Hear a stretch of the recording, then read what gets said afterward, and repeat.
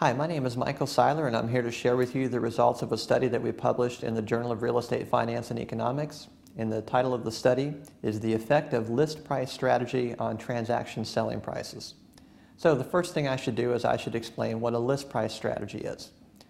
When a person goes to sell their home, one of the first things they need to do is figure out exactly what price are they going to use as a list price.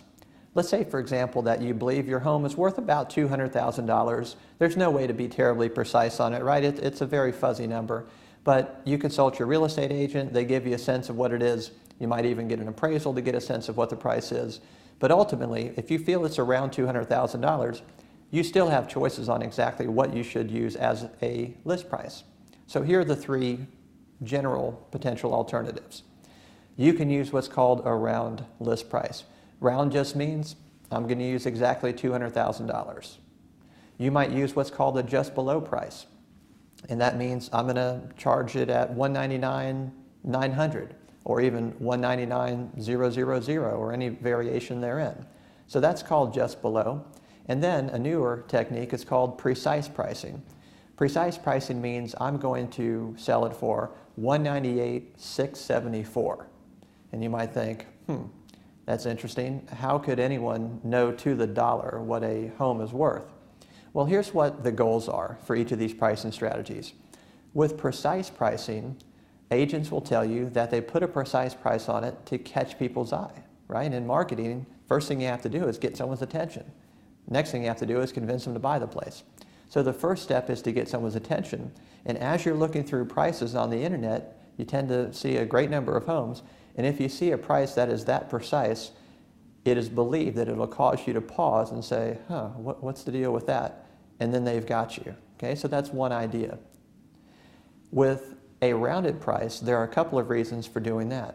With a rounded price, if you do a search in an MLS, you can say, I want to, as a buyer, I want to search for all homes between $200,000 and $250,000. So you run that price, and depending on how you sort it, you might sort it high to low, you might sort it low to high, but 200 is either going to be the first or last home that you see. And so marketers know that when people are looking for homes on the internet, they're going to get bored relatively quickly. They're going to look more at the first home, and then they're going to go faster and faster as they've seen their 10th home, their 20th home, their 50th home. So appearing high up on that list can be deemed very important. So if you have it as 200, you could appear first on a list of a search that goes from 200 to 250. You also might appear to go first if you're searching for 150 to 200 or 175 to 200. So the point is a round price might show up higher on the list in a greater number of searches. Now let's talk about just below. Just below is a very popular pricing strategy, and it's a popular pricing strategy well outside of real estate. It's been a popular pricing strategy around the world.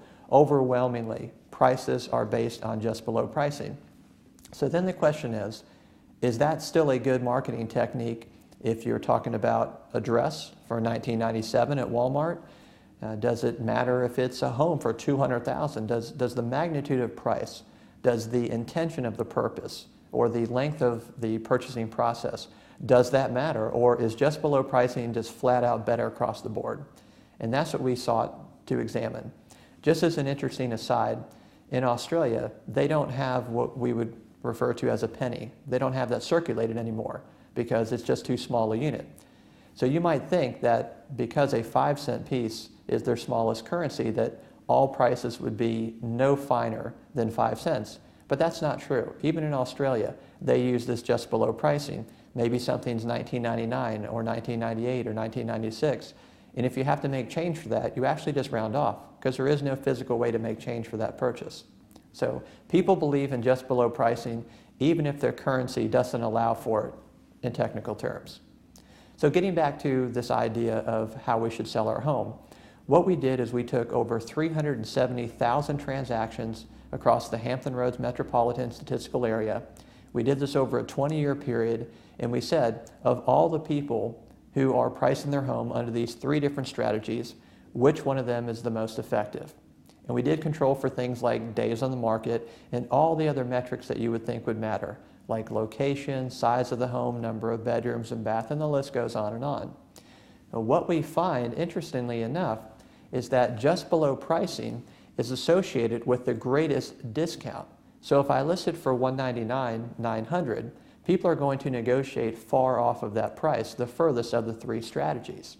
So you might, if you didn't look carefully enough, you might think, well, we don't want to price that way because people are going to negotiate us down too far. But here's what we found by digging a little bit deeper. We also found that the people who tend to use those pricing strategies marked their house up too high in the first place. Well, that's called an overlisting. When you consider that just below pricing has a greater overlisting and it has the greatest discount, when you add them both together, what we do find is that when you control for what we say is the fair market value of the house, the just below pricing strategy actually turned out to be the best. And that's why we do all of our robustness checks, to really dig at these issues and understand them. So that's the high-level result of our study. If you'd like to know more, please look at our website. Thank you.